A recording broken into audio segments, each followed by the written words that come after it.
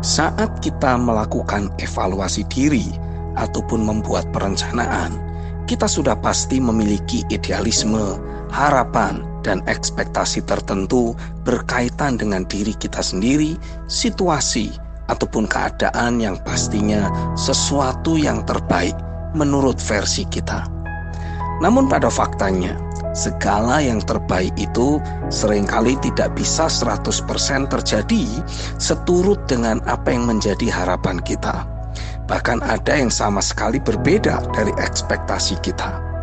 Disitulah saya mendapati kondisi emosi kita banyak mengalami perubahan. Kita jadi sedih, marah, bahkan kecewa. Jadi, hati-hatilah dengan versi terbaik yang kita miliki. Besar kemungkinan hal tersebut bisa menjadi musuh dari diri kita sendiri dan membuat emosi batin kita jadi tergoncang. Saya mendapati saat diri kita bergoncang, artinya ada hal yang tidak terbangun seturut dengan prinsip dasar kebenaran firman Tuhan. Pokoknya kita harus berani membuka diri untuk melihat segala sesuatu yang membuat emosi kita menjadi bergoncang. Hal itu menandakan bukan firman Tuhan yang sedang kita pegang. Oleh karenanya, betapa penting untuk kita mati dari diri kita sendiri dan hidup hanya bagi Tuhan. Terhubung dan senantiasa terkoneksi untuk menerima firman Tuhan setiap harinya sebagai pegangan hidup kita satu-satunya. Bukan lagi rancangan kita, melainkan rancangan Tuhan. Mungkin bukan rancangan ke depan yang Tuhan bukakan, melainkan hanya selangkah demi selangkah. Bersyukurlah untuk hal tersebut. Pegang firman itu dan jadikan patokan dalam segala aspek kehidupan sehari-hari. Kitab Mazmur, pasal yang ke-119 ayat 105 menuliskan, "Firman-Mu itu pelita bagi kakiku dan terang bagi jalanku." Pelita yang dimaksud adalah penerang seperti lilin dengan bahan bakar minyak. Cahaya yang dipancarkan memiliki radius selangkah kaki saja. Jadi bukan cahaya yang jauh ke depan yang membuat kita jadi melihat hal-hal yang di depan secara detail, melainkan hanya melihat selangkah kaki di depan.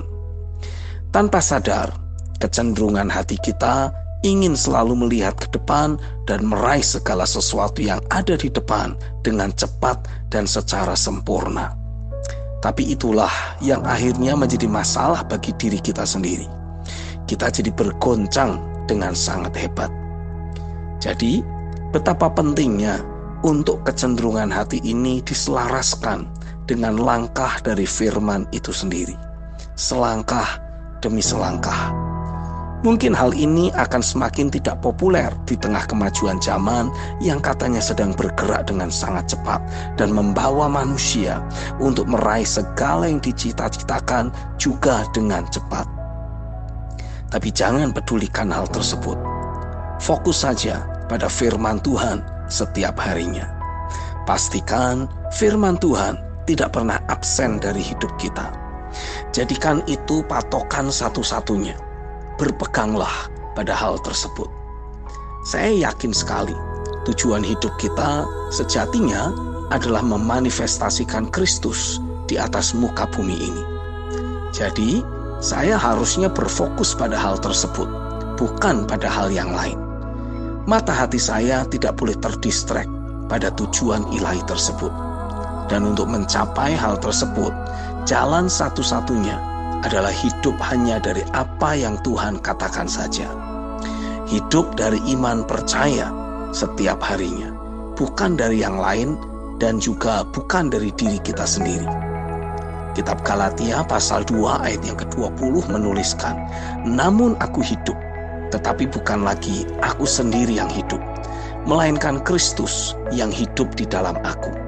Dan hidupku yang kuhidupi sekarang di dalam daging adalah hidup oleh iman dalam Anak Allah yang telah mengasihi aku dan menyerahkan dirinya untuk aku." Saya mau terus fokus untuk menjalani hidup ini selangkah demi selangkah seiring dengan langkah dari Sang Firman hidup kekal. Saya mau terus berfokus melayani atau melakukan keinginan hati dari Kristus Sang Firman hidup kekal itu. Kitab Roma pasal 14 ayat 17-18 menulis, sebab kerajaan Allah bukanlah soal makanan dan minuman, tetapi soal kebenaran, damai sejahtera, dan sukacita oleh Roh Kudus.